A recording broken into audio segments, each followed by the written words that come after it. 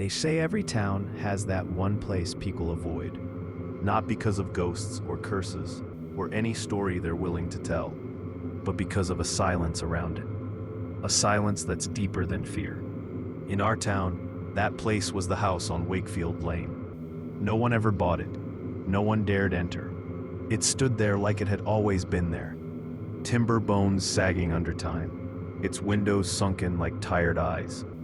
Covered in ivy, half swallowed by thorns, it seemed more grown than built. And until Aunt Lorna's death, I never gave it a second thought. She wasn't the warm kind of aunt. She was distant, peculiar, always dressed in long sleeves no matter the season, always speaking in unfinished sentences. I hadn't seen her in over a decade. So you can imagine my confusion when her lawyer handed me the deed. "Your aunt left you her country retreat," he said. I blinked. I drove out the next week, the road winding through the thinning forest until it dead-ended into the iron gate of the Wakefield house. The gate was so rusted, I half expected it to snap in my hands, but it swung open with a groan that echoed through the trees. The moment I stepped onto the overgrown path, I felt it. The quiet. Not peaceful quiet, unnatural quiet. No wind, no birds. Even the insects seemed to avoid this place. The house stood solemnly ahead. Closer now, I noticed the vines weren't just climbing. It was like they were clinging, holding the house in place, or maybe holding something in. Inside, time had not touched a thing. The furniture was neatly arranged, dust settled like a thin gray veil across everything. A teacup on the table still held the ghost of liquid. A grandfather clock ticked in slow, uneven rhythm, though no one had wound it. I wandered upstairs, the floorboards groaning under my weight. That's when I found it. A door. Heavily chained, padlocked top to bottom. Unlike the rest of the house, it wasn't aged. The metal was sharp and clean. On the center panel, a small tarnished plaque, "Do not enter." And something about it, just the presence of it, felt wrong. The air around it was cold, not drafty, but biting, alive. I left it alone, for then. That night, the house came alive. It started with small sounds, a creak, a shuffle, whispers, not words, just shapes of sounds slipping beneath the floorboards. I told myself it was old wood settling, but at 3:17 a.m., something knocked on the locked door. 3 slow, deliberate knocks. I held my breath and listened. And then, a whisper, hoarse and hollow, "Let me out." I didn't sleep. The next morning, I found a journal, Aunt Lorna's.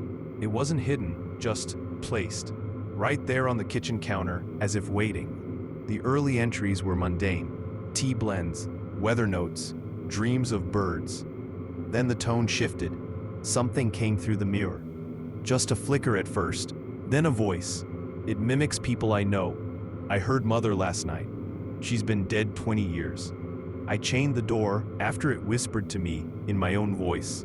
Then the final page. It doesn't stay behind the door anymore. By day, the house was quiet. I convinced myself it was imagination, a trick of grief and stress. I busied myself with small repairs, cleaned the kitchen, fixed the shutters. But by night, the mirrors began to change. I caught things. Reflections that didn't match my movements. Shapes behind me that disappeared when I turned. In the hallway mirror, I saw my own reflection grin, though I wasn't smiling. I smashed it, and behind the broken glass, just for a moment, I saw something watching me. I tried to leave. My car wouldn't start. The engine refused to even turn. My phone showed full bars, but every number I dialed echoed back my own voice. "You've reached. You've reached. You've." No signal, no help. I was alone, or maybe not. That night, the knocking returned. But this time it wasn't from the locked door. It came from the walls. The whispers grew louder. They began to speak in full sentences. In Aunt Lorna's voice, my mother's, mine. "I'm cold. Let me out. I've been good. I don't want to be alone anymore." It didn't want to hurt me. It wanted to replace me. "If you hear your own voice, it's too late." That was last night. This morning, I found the front door wide open. I stepped outside for the first time in days, thinking I had made it out, that the nightmare was over. But something was wrong. The trees weren't the same. The air smelled sterile.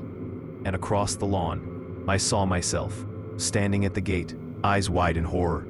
I turned back to the house and the door slammed shut. Now I sit in the study, writing this down, though I don't know why. Maybe someone will find it. Maybe it'll survive the loop. Maybe you're already in it. Maybe that wasn't me who left. If you find this, burn the house. And whatever you do, don't answer the voice that sounds like you.